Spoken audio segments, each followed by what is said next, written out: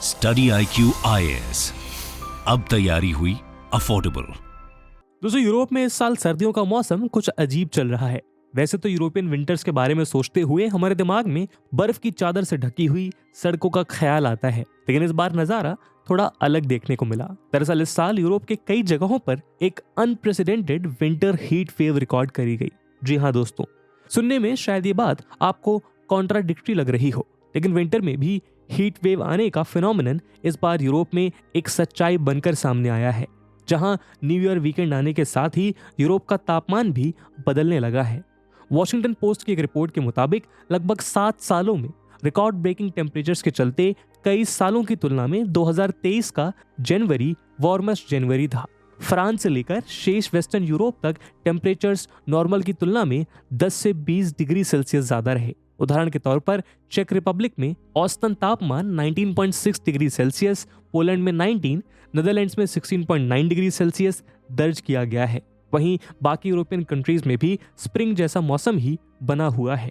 इस unusual temperature के चलते एल्प्स पहाड़ियों में से बर्फ जैसे गायब हो गई है। France, Switzerland, Italy, Austria, Germany और स्लोवेनिया में स्प्रेड यूरोप की टॉलेस्ट माउंटेन रेंज एक पॉपुलर स्कीइंग डेस्टिनेशन मानी जाती है, लेकिन इस साल बर्फ न होने के कारण कई स्कीइंग रिजॉर्ट्स बंद पड़ गए हैं। इससे न सिर्फ यहाँ का विंटर स्पोर्ट और टूरिज्म इंडस्ट्री इफेक्ट हो रही है, बल्कि वो सारे एल्पाइन कम्युनिटीज सफर कर रहे हैं जो अपने रोजगार के लिए इस स्पोर्ट पर डिपेंड करते हैं। फ्रांस के ग्रेनोबल शहर के बाहर चैमराउजे स्की रिजॉर्ट में 8.5 डिग्री सेल्सियस टेम्परेचर रिकॉर्ड किया गया, और ऐसा ही स्नो शॉर्टेज स्विट्जरलैंड के स्की रिजॉर्ट्स में भी देखने को मिला। जहां एक तरफ राइजिंग टेम्परेचर का एपिसेंटर बना यूरोप एक सीरीज ऑफ हीट वेव्स के चलते जून, जुलाई और अगस्त के महीनों तक ड्रॉट यानी सूखे की समस्या से जूझ रहा था, वो अब वार्म विंटर की दहलीज पर खड़ा है। वैसे तो ग्लोबल वार्मिंग के चलते क्लाइमेट चेंज एक ऑब्वियस रीजन है, लेकिन एक्सपर्ट्स का मानना है कि इस न्यू ट्रेंड के पीछे कई और फैक्टर्स हैं जो इस क्राइसिस को और भी इंटेंस बना रहे हैं। और दोस्तों, आज के इस वीडियो में हम इन्हीं फैक्टर्स पे चर्चा करेंगे कि why and how Europe is getting hotter. लेकिन आगे बढ़ने से पहले मैं आपको बता दूं कि इस वीडियो की इंपॉर्टेंस यूपीएससी मेंस के GS3 के एनवायरमेंट एंड इकोलॉजी सेक्शन के लिहाज से काफी इंपॉर्टेंट है। इसके बारे में हम वीडियो के अंत में और भी बात करेंगे, पर फिलहाल के लिए अपने डिस्कशन को हम आगे बढ़ाते हैं। प्रीलिम्स को यूपीएससी की परीक्षा का आयरन गेट माना जाता है, क्योंकि 10 लाख बच्चों में से प्रीलिम्स में मात्र 10,000 बच्चे मेंस लिखने के लिए सिलेक्ट होते हैं, जो इस एग्जाम के सिलेक्शन रेट को 1% से भी कम कर देता है। और इसी दुविधा और कठिनाई को समझते हुए स्टडी IQ अब सबके लिए लेकर आया है SIP यानी सक्सेस इन प्रीलिम्स प्रोग्राम। इसके अंतर्गत मात्र 90 दिनों में आप प्रीलिम्स के आयरन गेट को क्रॉस करने में सक्षम हो जाएंगे। इस प्रोग्राम में आपको भारत की सबसे बेहतरीन फैकल्टीज से 200+ आवर्स की लाइव रिवीजन क्लासेस मिलेंगी, और इन लेक्चर्स के बाद आपको रिवीजन बुकलेट्स मिलेंगी, जिससे आप स्टैटिक और करंट कंटेंट को रिवाइज कर पाएंगे। CSAT की वर्कशॉप्स होंगी, और साथ में आपको मिलेंगे यूपीएससी की मिरर टेस्ट और ऑल इंडिया ओपन टेस्ट, जो आपको आपकी तैयारी का सही फीडबैक देंगे। दोस्तों, इन बैचेस में क्लासेस की शुरुआत 14 जनवरी इवनिंग 7 PM से हो रही है। आपको AG लाइव कूपन कोड जरूर यूज करना है, जिससे इस प्रोग्राम के प्राइसेस ऑलमोस्ट हाफ हो जाएंगे, और मात्र 6,000 रुपीज के सुपर डिस्काउंटेड प्राइस पे आप इन बैचेस को अवेल कर पाएंगे। इन बैचेस से रिलेटेड सभी इंपॉर्टेंट लिंक्स आपको पिन कमेंट और डिस्क्रिप्शन में मिल जाएंगी। बाकी सभी अपडेट्स के लिए आप मुझे मेरे सोशल मीडिया हैंडल्स पे फॉलो कर सकते हैं।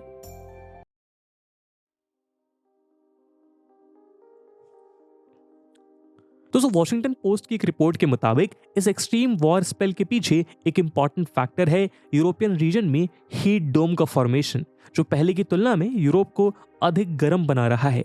लेकिन आखिर ये हीट डोम क्या है?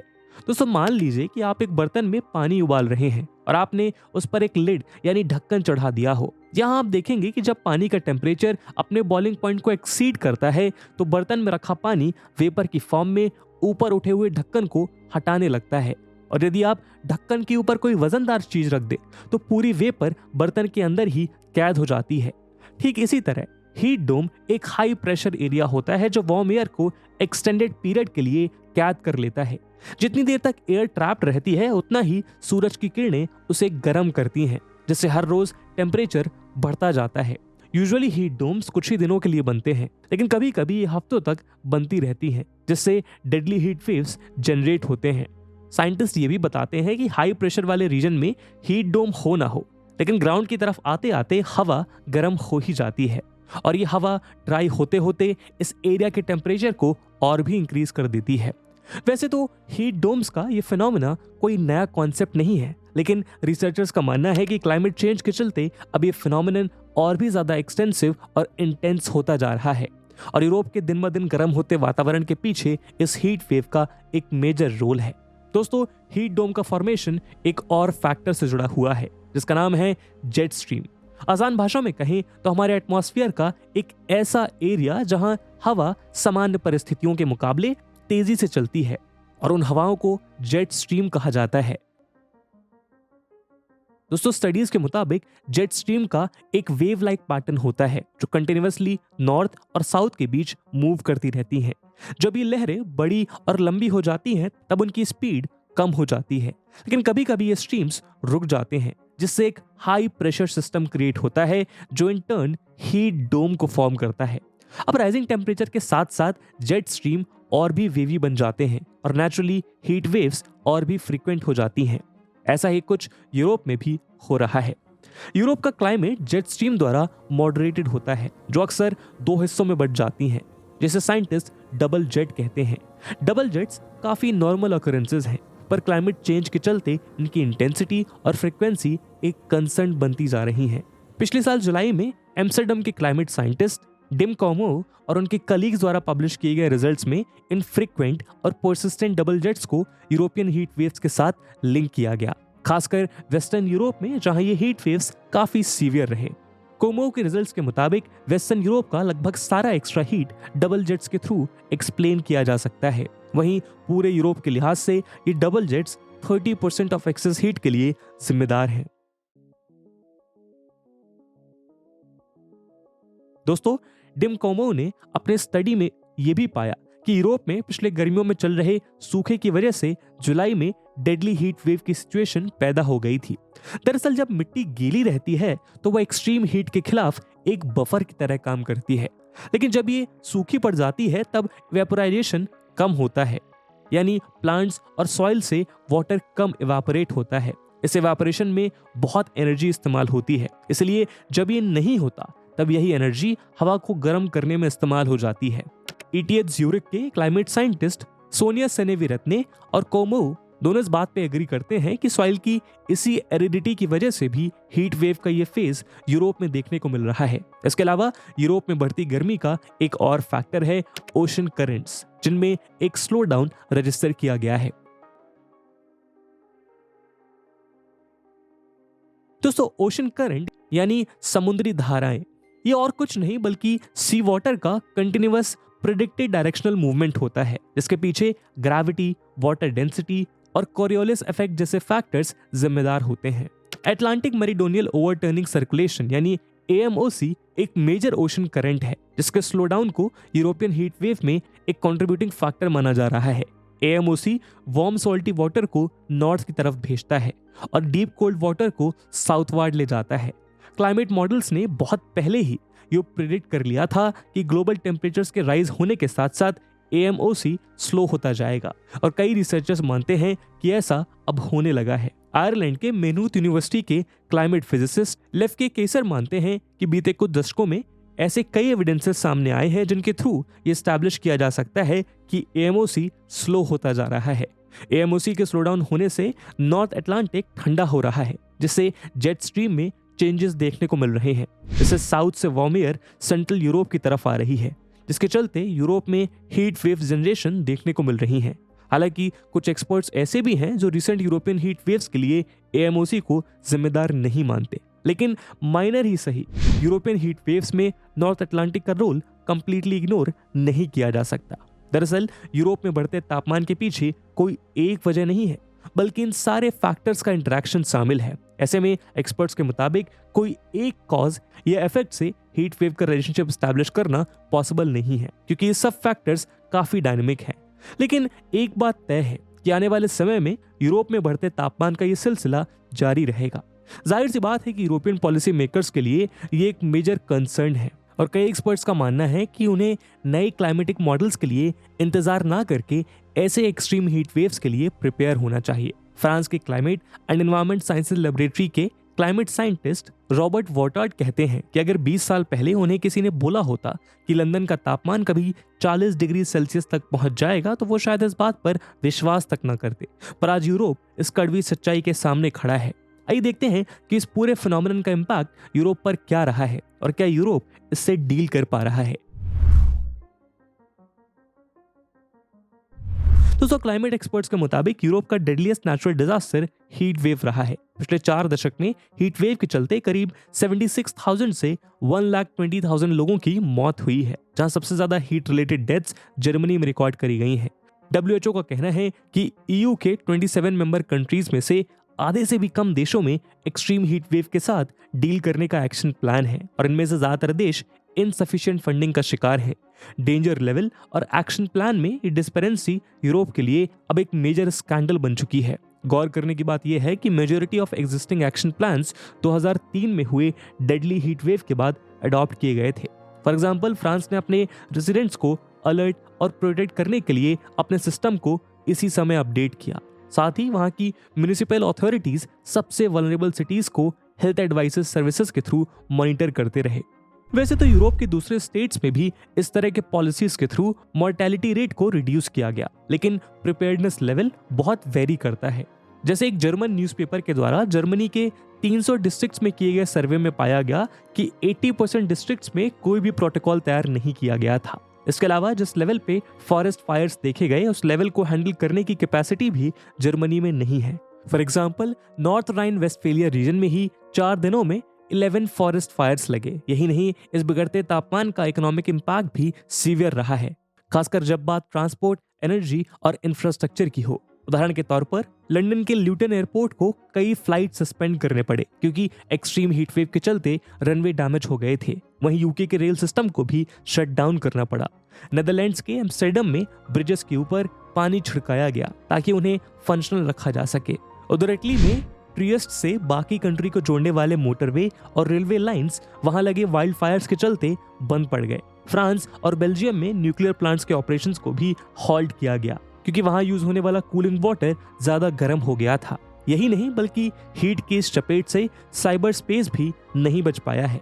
यूके में ऑरेकल और गूगल को अपने क्लाउड डिवीजन के कूलिंग यूनिट्स के फेलियर से जूझना पड़ा। डेली एक्टिविटीज को पावर करने वाले यूरोप के डेटा सेंटर्स को कूल रखना भी आसान नहीं होता। इसलिए जायंट टेक कंपनीज के data centres usually northern countries में बेस्ड होते हैं, पर इस हीट वेव के चलते अब उन्हें भी संभालना मुश्किल हो रहा है। जाहिर सी बात है कि यूरोप के शहरों और इंफ्रास्ट्रक्चर को हीट प्रूफ करना एक बहुत ही कॉस्टली अफेयर होगा, खासकर इसलिए क्योंकि नदर्न यूरोप के घर हीट को एक्सपेल करने के लिए नहीं बल्कि रिटेन करने के लिए डिजाइन किए गए हैं और इनमें से ज्यादातर घरों में एयर कंडीशनिंग यूनिट्स नहीं है, यानी इनको मास रेनोवेट करना पड़ेगा। हमारे लाइफ और इकोनॉमी के साथ साथ इस यूरोप का बढ़ता तापमान उसके इकोसिस्टम को भी सीवियरली अफेक्ट कर रहा है।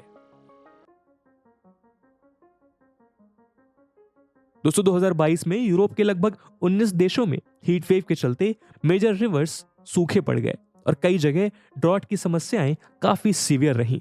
इससे वहां की लाइफ और लाइवलीहुड तो इफेक्ट हुई ही, साथ ही बायोडाइवर्सिटी पे भी इसका गहरा इम्पैक्ट पड़ा, जैसा हमने वाइल्ड फायर से तबाह हुए जंगलों के रूप में देखा। लेकिन इस फिनोमेनन से जुड़ा एक और एस्पेक्ट है जिसकी तरफ कम ही ध्यान दिया जाता है। वो एस्पेक्ट है आर्कटिक रीजन का वार्म होना, जो इन क्लाइमेट इवेंट्स को आने वाले समय में और भी एक्सट्रीम बना देगा। आर्कटिक जेट स्ट्रीम बढ़ते तापमान के चलते और भी वेवी हो रही है, जिससे हवा एक जगह पे ब्लॉक्ड हो रही है, जिसके चलते एक्सट्रीम वेदर्स, हीट वेव्स और फ्लड जैसे प्रॉब्लम्स इंटेंसिव रूप में देखने को मिल रही हैं। फॉर एग्जांपल, 2021 में जर्मनी और बेल्जियम में हुए फेटल फ्लड्स, ग्रीस के डेंजरस फॉरेस्ट फायर्स और 2022 में इटली में हुए ग्लेशियर कोलैप्स। ऐसे में सवाल ये उठता है कि आखिर क्या है यूरोप का क्लाइमेट फ्यूचर? आइए एक नजर डालते हैं। दोस्तों, United Kingdom Met agencies Hadley centre का डेटा ये बताता है कि 2035 तक ऐसे एक्सट्रीम टेम्परेचर्स यूरोप के लिए नॉर्मल हो जाएंगे। इस प्रोडक्शन का सबसे डेंजरस एस्पेक्ट ये है कि ऐसे सिनेरियो तब भी होंगे अगर सारे कंट्रीज 2015 पेरिस एग्रीमेंट के अंडर अपने एमिशन टारगेट्स को मीट करते हुए ग्रीन हाउस गैस रिडक्शन कर देती हैं। ह्यूमंस और इकोसिस्टम के लिए जो क्रिटिकल थ्रेशोल्ड सेट किया गया है वो ऑलरेडी 2 डिग्री सेल्सियस है, लेकिन जाहिर तौर पर ग्लोबल वार्मिंग के चलते ये थ्रेशोल्ड एक्सीड हो जाएगा। Intergovernmental panel on climate change के 6th असेसमेंट रिपोर्ट के मुताबिक अगर ऐसा हुआ तो आने वाले समय में वेदर, क्लाइमेट और वाटर रिलेटेड डिजास्टर्स बढ़ते ही जाएंगे। ऐसे में सवाल ये उठता है कि आखिर क्या होना चाहिए यूरोप का क्लाइमेट प्लान। दोस्तों, पिछले साल नवंबर में 200 नेशंस ने फ्यूचर टेम्परेचर इंक्रीज को 1.5 डिग्री सेल्सियस तक लिमिट करने का कमिटमेंट रिन्यू किया था, लेकिन वो इस बात पे एग्री नहीं कर पाए कि इसके लिए उनका प्लान या स्ट्रैटेजी क्या होनी चाहिए। और ये तो हम सभी जानते हैं कि अगर इस क्लाइमेट क्राइसिस से डील करना है तो एक यूनिफाइड स्टैंड लेना होगा, नहीं तो हीट वेव्स और एक्सट्रीम वेदर इवेंट्स बढ़ते ही जाएंगे।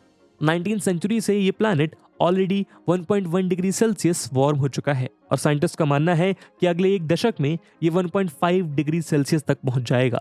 वैसे तो इस बढ़ते तापमान के चलते यूरोप का एनर्जी कंजम्पशन कम होगा, लेकिन इससे एमिशन रिडक्शन ड्रास्टिकली रिड्यूस होने के चांसेस नहीं है, खासकर इसलिए क्योंकि रशियन एनर्जी इंपोर्ट्स पे डिपेंडेंस कम करने के लिए यूरोपियन कंट्रीज अब कोल फायर्ड पावर जनरेशन को अडॉप्ट करते हुए नजर आ रहे हैं। बावजूद इसके कि कई यूरोपियन पार्टीज के लिए क्लाइमेट चेंज मिटिगेशन उनका एक प्राइमरी फोकस रहा है, जो अक्सर energy supply, agriculture, waste, land use change और फॉरेस्ट्री को क्लाइमेट मिटिगेशन में प्रायोरिटी एरियाज बताते आए हैं। 2021 में यूरोपियन यूनियन ने अपने क्लाइमेट लॉ में 2050 तक जीरो नेट एमिशन के गोल को लीगली बाइंडिंग बना दिया, जहां साल 2030 तक 55% एमिशन रिडक्शन का एक इंटरिम टारगेट सेट किया गया है। लेकिन इन एमिशन रिडक्शन के साथ साथ अब यूरोप को एक्सट्रीम वेदर के लिए भी पॉलिसीज अडॉप्ट करनी होंगी। फॉर एग्जाम्पल, फॉरेस्ट को वाइल्ड फायर्स के खिलाफ रेजिलिएंट बनाना पड़ेगा और फार्मिंग को और भी सस्टेनेबल, जिससे वो वाटर शॉर्टेजेस और फ्लड्स के लिए अडेप्टेबल हों। इसके अलावा शहरों को हीट वेव्स और एबनॉर्मल वेदर कंडीशंस के खिलाफ रेजिस्टेंस भी बनाना पड़ेगा। जाहिर सी बात है कि इन टेक्नोलॉजीज को डेवलप करने के लिए यूरोप को इनके रिसर्च पे सिग्निफिकेंट इन्वेस्टमेंट करनी होगी, जैसे एग्रीकल्चर में जेनेटिक मॉडिफिकेशन टेक्निक्स, जिससे रेजिलिएंट क्रॉप वैरायटीज डेवलप की जा सके ताकि सॉइल की फर्टिलिटी बनी रहे और वो इस तरह अनयूजुअली ड्राई ना हो। ऐसा रिसर्च और इनोवेशन समेत नेचर प्रोटेक्शन लॉ और सॉइल स्ट्रेटजी की मदद से किया जा सकता है। इस मामले में यूरोपियन कमीशन ऑलरेडी कुछ EU कंट्रीज को ड्रॉट मैनेजमेंट प्लान्स में मदद कर रहा है। दरअसल यूरोप के सामने अब उसका बढ़ता तापमान शायद सबसे मेजर चैलेंज साबित हो रहा है। जितनी देर तक ये चलता रहेगा उतना ही सीवियर होगा उसका इम्पैक्ट। यूरोप को ये याद रखना चाहिए कि 2003 हीट वेव्स में इस कॉन्टिनेंट ने 70,000 जानें गंवाई थी और फिर से ऐसी क्राइसिस रिपीट ना हो, इसीलिए अडेप्टेशन पॉलिसीज को जितना सीरियसली इंप्लीमेंट किया जा सकता है उतना ही बेहतर है। दोस्तों, इस मुद्दे पे आपका क्या ओपिनियन है कमेंट सेक्शन में जरूर साझा करिएगा। और जैसा हमने वीडियो के पहले भाग में बताया कि इस वीडियो की इंपॉर्टेंस यूपीएससी मेंस के लिहाज से काफी ज्यादा है, तो उस इंपॉर्टेंस को देखते हुए एक सवाल हम आपके लिए छोड़कर जा रहे हैं जिसको आपको कमेंट सेक्शन में आंसर करना है। And the question is, discuss the ways in which Europe can navigate through rising temperatures and an energy crisis while keeping its climate target in mind. And with this question, my friends, that's it for the video. I hope आपको video पसंद आई होगी और अगर पसंद आई है तो अपने दोस्तों के साथ साझा करना मत भूलिएगा। हम मिलते हैं अगले वीडियो में, तब तक के लिए जय हिंद, जय भारत। स्टडी IQ IAS, अब तैयारी हुई अफोर्डेबल।